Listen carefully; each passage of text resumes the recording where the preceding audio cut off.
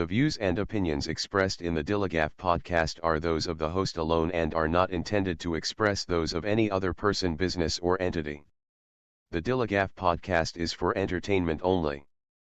These are my opinions and should not be interpreted as facts or advice. Think for yourself. Keeps you up at night, yeah. Make all the demons quiet, yeah. We were built to thrive, yeah. I think that we've all had enough, yeah. I think that we've all had enough. Sick of dealing with the old plan. They know that we're calling it wrong. You got me like, oh, yeah. I think that we've all had enough. What's going on, everybody? Welcome to the DILLIGAF podcast, talking about anything and everything that interests me. If it makes me think, laugh, cry, scream, rage, or say what the fuck, you're going to hear about it. My name's Tom. I'm your host. I want to thank everybody for checking out the show on Spotify, YouTube, TikTok, or wherever you get your podcasts. Make sure you like, follow, subscribe, share, rate, comment, all that kind of good stuff. Make sure you're following on social media. It's at DILLIGAF_pod on all the socials. And you can find all that on my Linktree, which is Linktree/DILLIGAF_pod, or scan this little QR code right there in the corner of the screen if you're watching the video. And you can always shoot me an email at dilligafpod@gmail.com. So it's Freestyle Friday, y'all. Just talking about whatever's on my mind. And yeah, there's a lot lately. But gonna start off with some good stuff, some mellow shit, some upbeat, happy type stuff. And what I want to talk about is the concert that I went to a couple of weeks ago here in Chicago at Soldier Field. Got to see one of my all-time favorite bands. And I'm talking about Oasis. Oasis is in my top 5 all-time for me personally. And never had the opportunity to see them live before. And then, of course, they split up in 2009. Just got back together and started a new tour in 2025. And holy shit. This was literally the best concert I've ever been to in my life.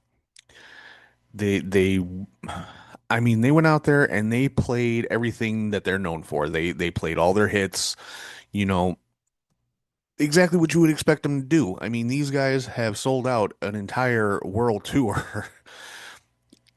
And Chicago was no exception. Chicago is one of the only cities they only did one show. Every place else they're playing at least 2 shows.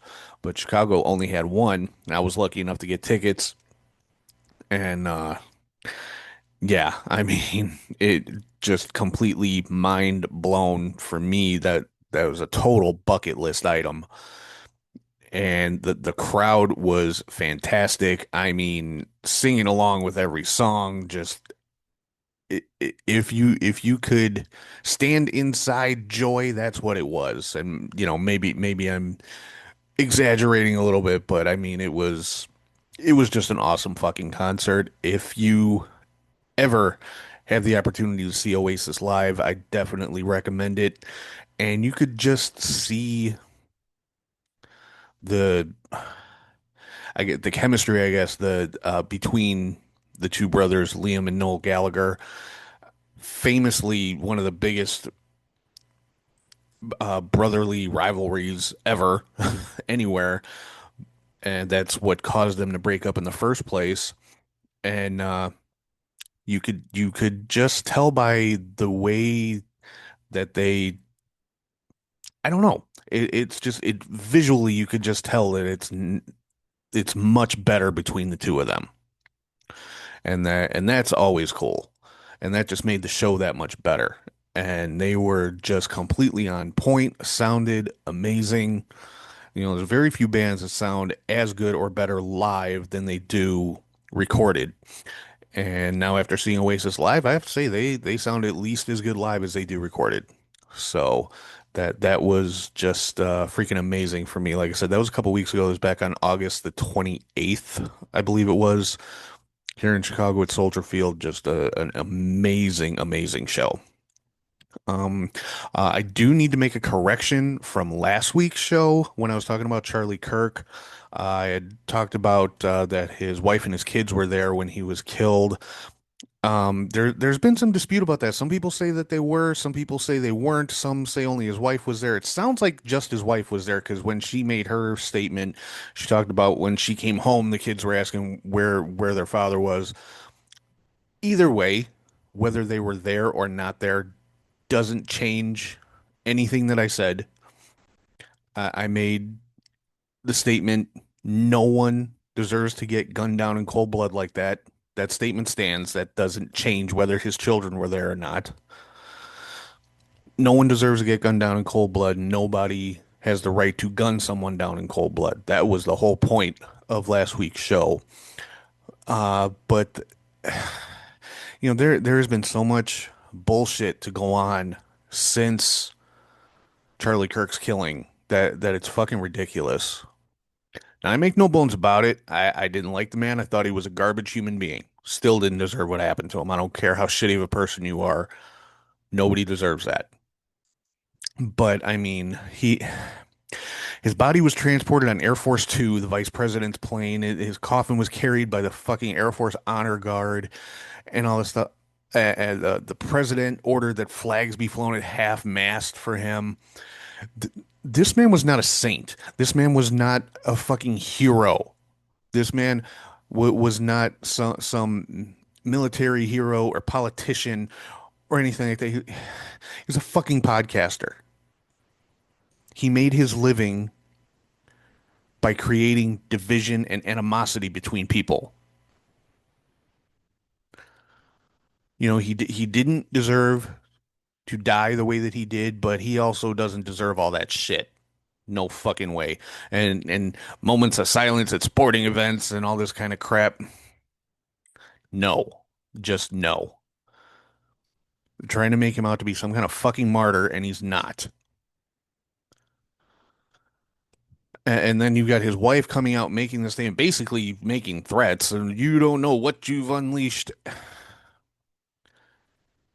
You know, the irony of that is if it was somebody else that got killed and their wife was out there making those kind of statements, Charlie Kirk would tell her, get her ass back in the fucking kitchen. Because that's how he felt about women. So I just find irony in that. And then she's, like I said, making threats and then does like a photo op with his fucking coffin, which is just kind of creepy. So I don't know.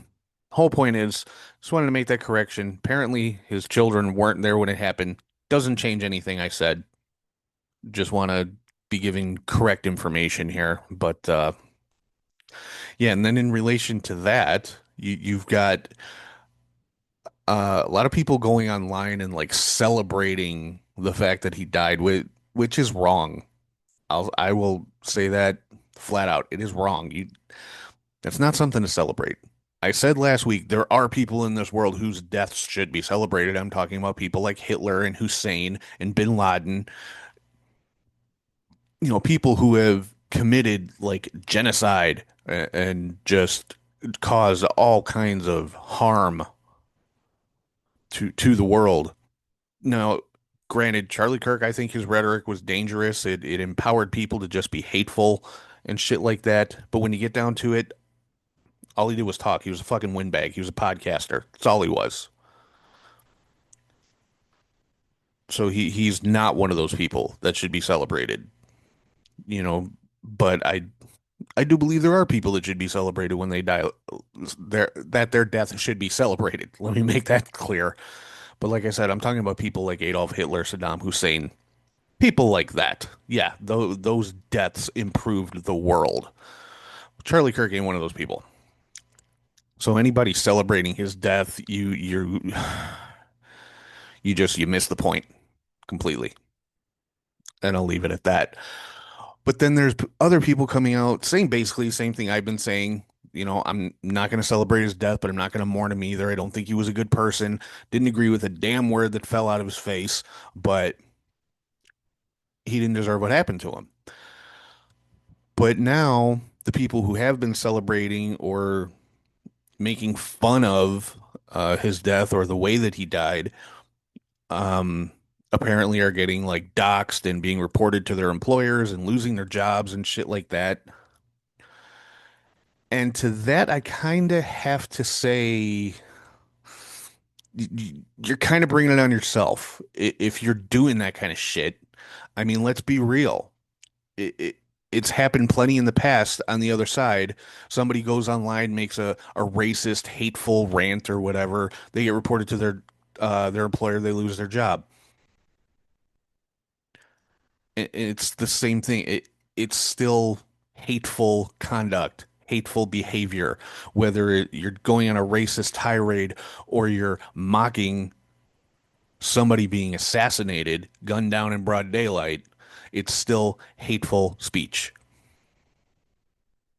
And if your employer decides that they don't want to be associated with that, they have every right to let you go.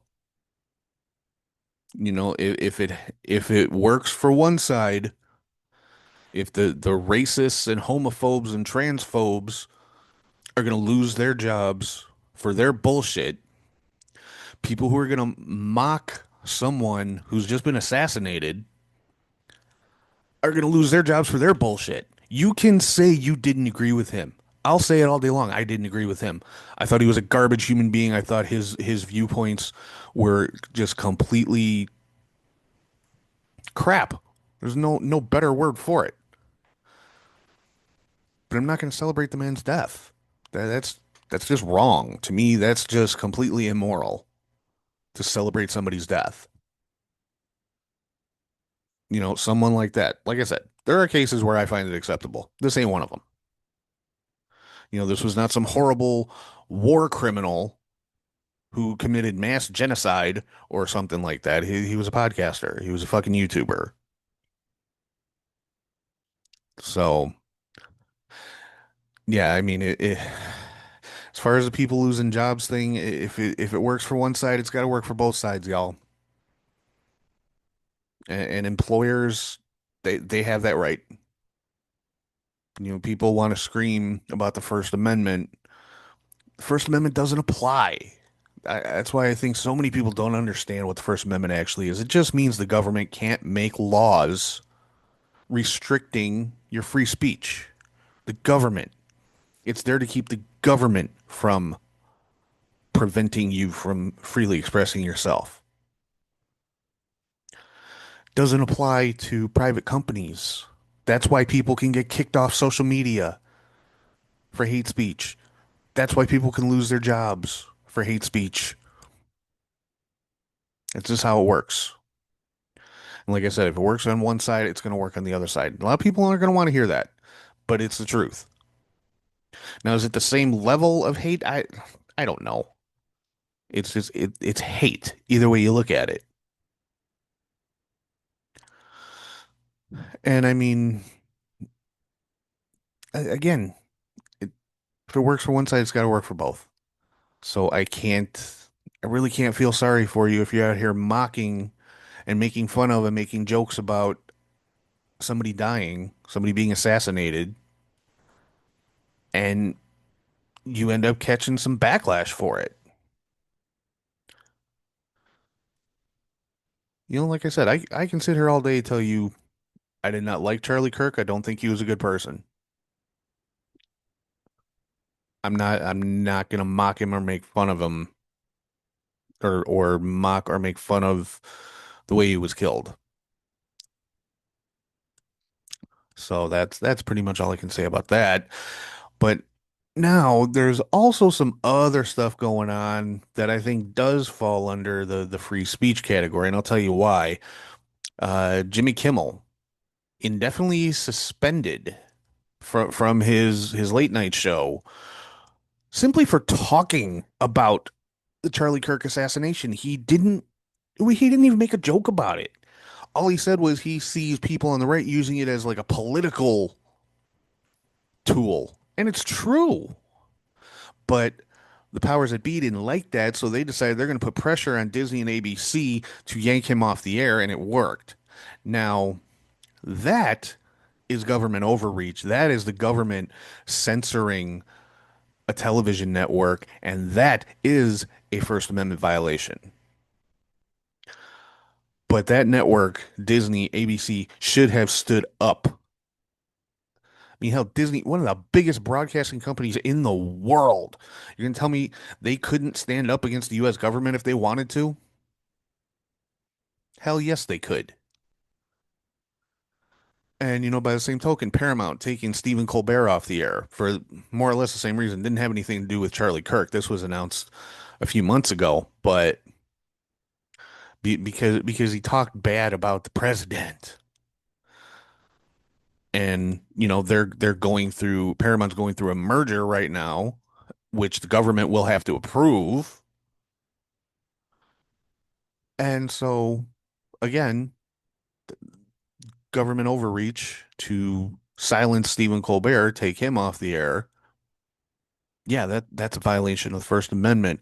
And we've got newspaper reporters being fired and shit like this. It's the media that opposes the current administration being silenced by the administration, by the administration putting pressure on the media companies to get rid of the people that they don't like. Yeah, that's a First Amendment violation and it's bullshit. And somebody, somewhere, one of these fucking networks needs to actually stand up and say something about it. Fight back. But I mean, as far as other people, like content creators losing their jobs and shit like that, that's a private company. Just like if Spotify didn't like the content that I was putting out, they could, you know, just cancel my podcast, ban me from the platform. It's their choice, their private company. If they don't like the content I'm putting out, yeah, they can pull the plug on my show and I not a whole lot I can do about it.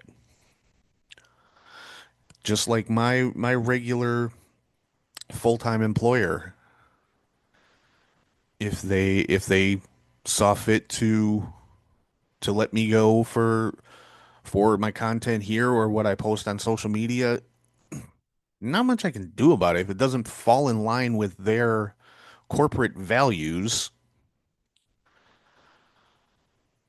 which thankfully I work for a great company, I really do, and it's not really an issue. And plus, I try to temper what I say online.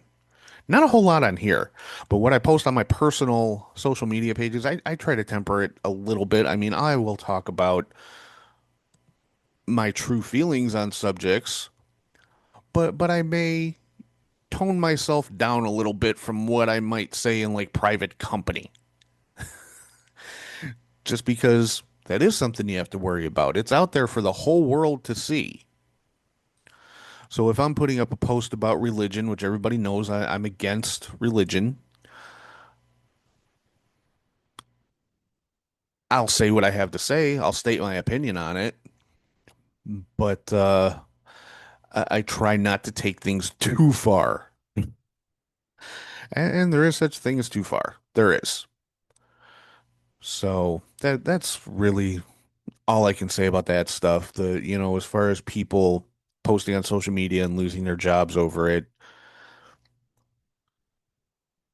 you got to be careful what you put out there because it's out there forever. It's out there for the entire world to see. And if it somehow doesn't line up with your employer's values or the image that they want for their company, yeah, they can let you go. That's why people get let go for racist tirades and stuff like that. Like I said earlier, that's why people are getting let go for mocking and making fun of a person getting assassinated. It's all hate, and it all creates a bad image. And let's be real, that's all most corporations care about is their image. Because if their image gets tarnished, it's going to affect their bottom line, and they're not going to tolerate that for nobody. And that's what it breaks down to. It's bad for their bottom line. So let's talk about some other stuff that's been going on lately. This next one I got, it's been going around for a little while, ever since school got back in session. Talking about phones in schools. A lot of schools now banning cell phones for students, either making them lock them away for the day or taking them or whatever. Basically, not giving kids access to their phones during school hours. And I've seen a lot of people have a lot of things to say on both sides of this issue. And a lot of the older generations, I'll say it, my generation included, likes to say, well, we didn't have phones in school and we did just fine. We also didn't have active shooter fucking drills. We didn't have as much concern. I'm not going to say we didn't have any. We didn't have as much concern about somebody just coming in and shooting up the place. We had things like tornado drills where we hid under the desks. Yeah, that because that would have been effective, right? And why the fuck do we have tornado drills in Chicago? When the fuck's the last time a tornado touched down in the city of Chicago? Yeah, but we had them. Or we had fire drills where everybody had to go stand outside for 20 minutes or whatever. But never had no active shooter drills when I was in school. So I'm kind of more on the side of the parents who say, no, my kid needs access to their phone. Today's day and age, yeah, I think they do. But I understand phones are a distraction. We're addicted to our phones, people. The everybody's phone is always never more than a foot away. It's always within arm's reach.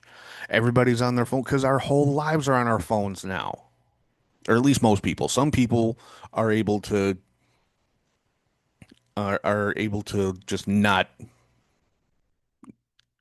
do that. But for most people, our whole life is on our phone. That's our email, that's our social media. We do our banking on there, shop for groceries, whatever. It's all on our phone. That's where all our music is. We watch TV on there, and our phones do everything. So yeah, phones weren't a thing back in the day when I was in school, but I understand the distraction issue for teachers and stuff. And I'm fully in favor of if a kid is on messing around on their phone during class time, yes, give them a detention. I don't think you should ever take the property away from the kid. I don't. Give them a detention or whatever the punishment might be and leave it at that. Or even if it's a habitual problem with a certain kid, give them a detention or maybe if they're on their phone if they're on their phone during a test, the assumption is going to be they're cheating. But I mean, if they're supposed to be doing classwork or paying attention to a lecture from the teacher or whatever, and like I said, if it's a habitual thing, maybe the next step, take a letter grade off their next test. I'd even be okay with that.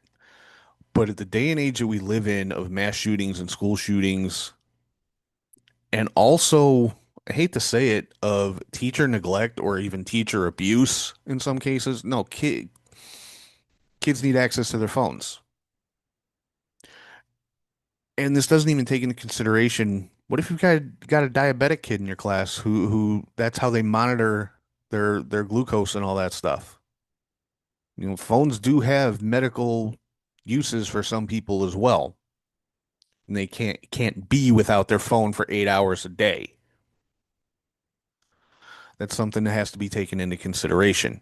So no, I don't think phones should just be arbitrarily across the board taken away during school hours. I think kids should have access to them, but I don't think they should be on them during class time. I think during class time, they should be away in a pocket, in a backpack, whatever. Not sitting on the desk.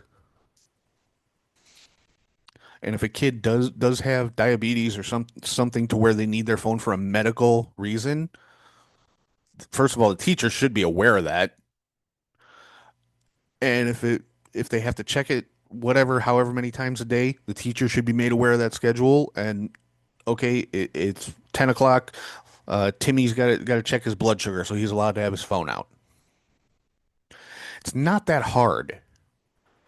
And like I said, during class time, in a pocket, in a book bag, if it comes out, you know, write them up, give them a detention.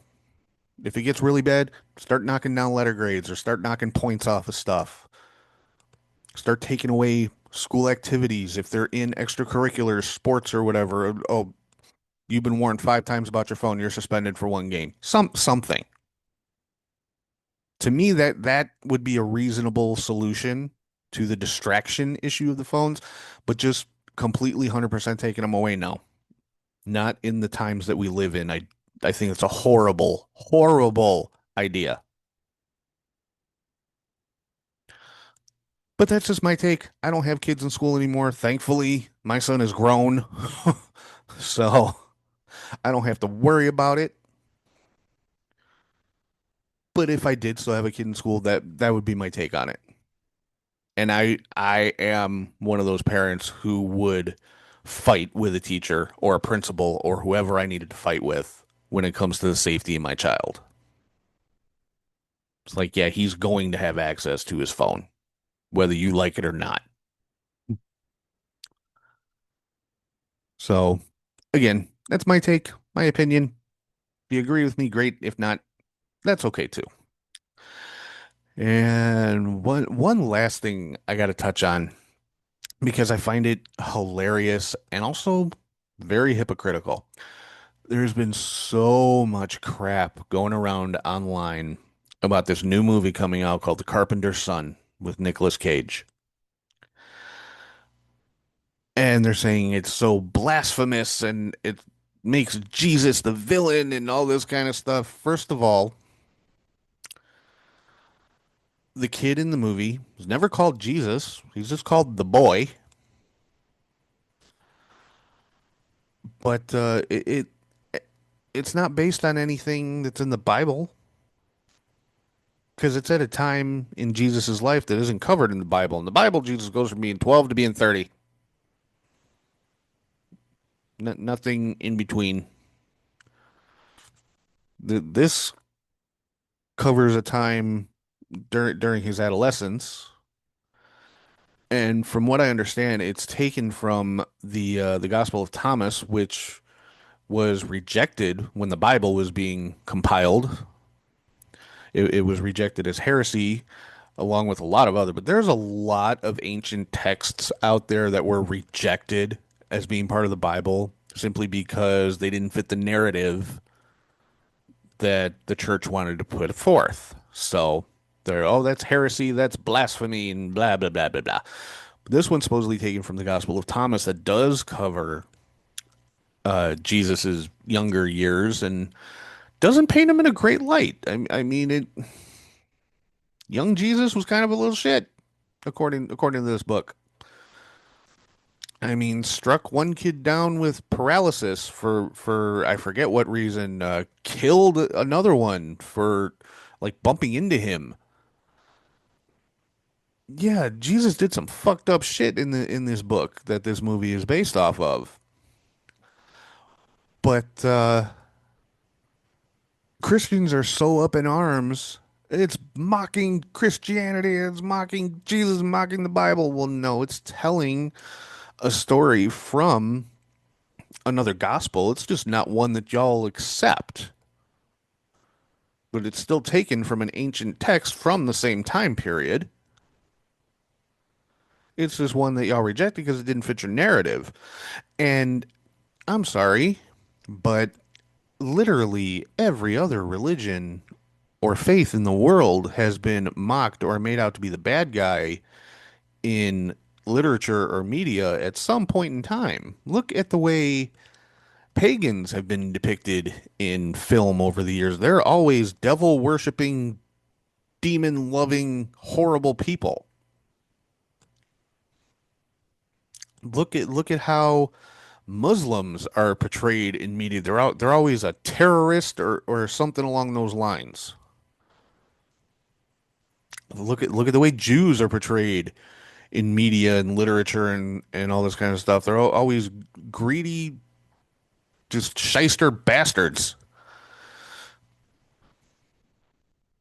And let's be real, this is not the first time Christianity has been made out to be the bad guy. It's not the first time Christianity has been put into film. I personally just think Christians have a victim complex, a persecution complex. I'm sorry, nowhere in America are Christians being persecuted.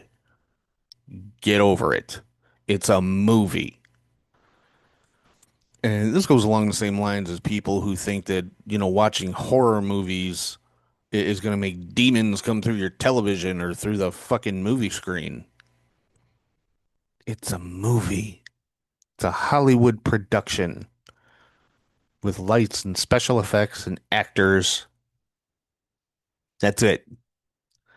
It's not some evil ritual to raise Satan. People take shit way too seriously, especially entertainment. Excuse me.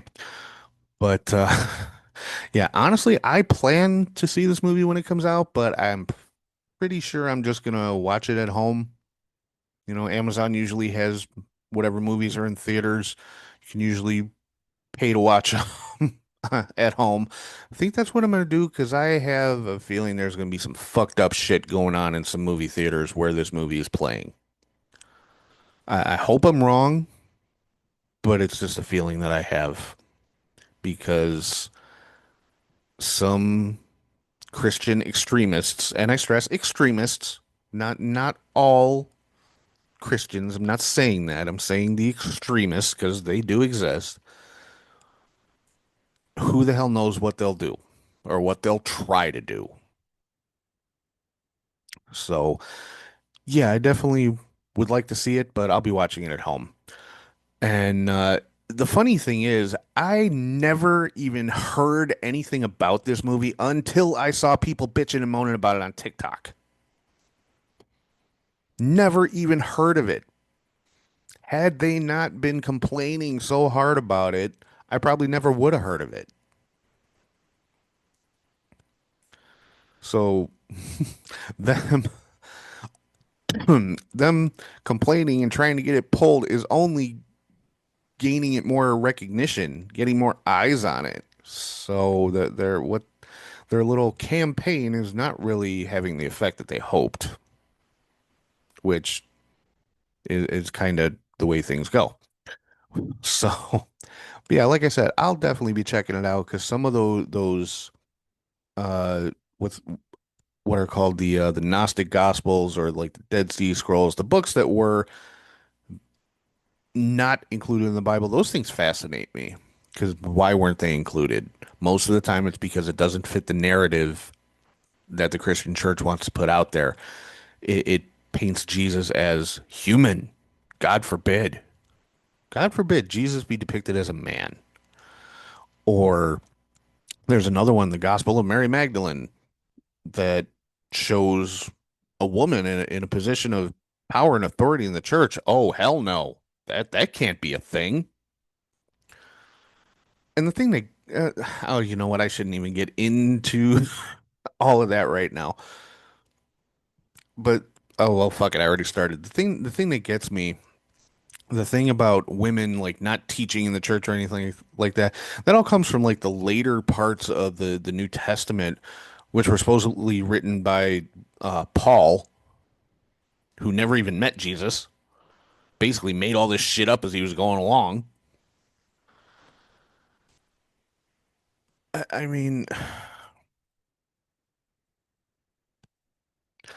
if supposedly Saint Peter was supposed to be the one left in charge of Jesus's teachings and Jesus's flock in his church and all that, why is Paul the one making all the fucking rules? Whatever. I don't know. Just a question I've always had about Christianity. But if anybody wants to answer, feel free, but it's pretty much a rhetorical question. I really don't care that much. It's just yet another contradiction as far as I'm concerned. But So yeah, I'll definitely be checking out The Carpenter's Son in the comfort of my own home because I'm not thinking movie theaters are going to be very safe places on those days, unfortunately. But with that, I think it's going to wrap up this Freestyle Friday for this week. Just wanted to get another show out 2 weeks in a row. That's an accomplishment for me. So again, thank you to everybody for checking out the show on YouTube, TikTok, Spotify, wherever you get your podcasts from. Please follow, like, subscribe, share, rate, comment, all that kind of good stuff. Help me out. You don't even have to do all those things. Just do one of those things. Something, please. Come on. And make sure you're following on social media. It's at DILLIGAF_pod on all socials. And you can shoot me an email at DILLIGAFpod@gmail.com. And you can find all that on my Linktree, which is Linktree/DILLIGAF_pod. Or scan that QR code right there in the corner of the screen if you're watching on video. So with that, I'm going to say I hope everybody has a great weekend. And yeah, if anyone has any issues with anything that I have said here today, ask yourself one question. Do I look like I give a fuck? 'Cause we want retribution. Oh yeah, we want retribution.